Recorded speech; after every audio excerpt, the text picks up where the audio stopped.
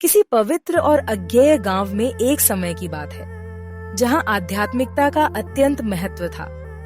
यहाँ के लोग ध्यान और धर्म की शिक्षाओं का पालन करते थे। इस गांव में एक बच्ची थी जिसका नाम सरिता था। वह एक खास बच्ची थी क्योंकि उसमें विचारशीलता और आध्यात्मिक ज्ञान की अद्भुत क्षमता थी। सरिता की माता ने उसे साधु संतों के संग में पाला और उसे सभी धार्मिक ग्रंथों का अध्ययन करने का मौका दिया।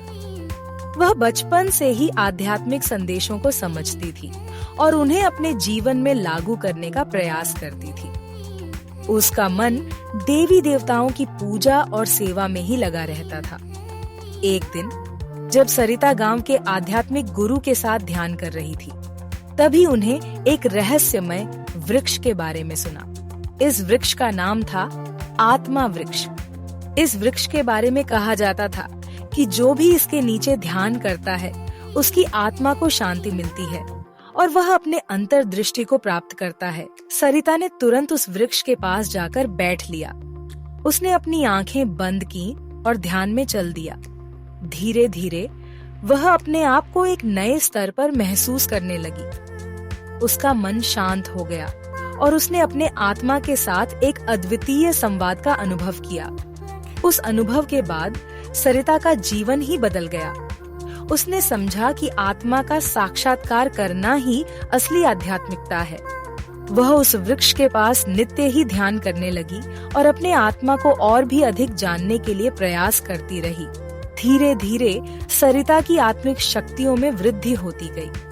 उसका आध्यात्मिक ज्ञान और भी गहरा हो गया और वह अब अपने गांव के लोगों को भी आत्मा के महत्व के बारे में शिक्षा देने लगी। एक दिन गांव में अचानक एक भयानक संघर्ष शुरू हुआ। देवता और दानवों के बीच युद्ध की घोषणा हुई।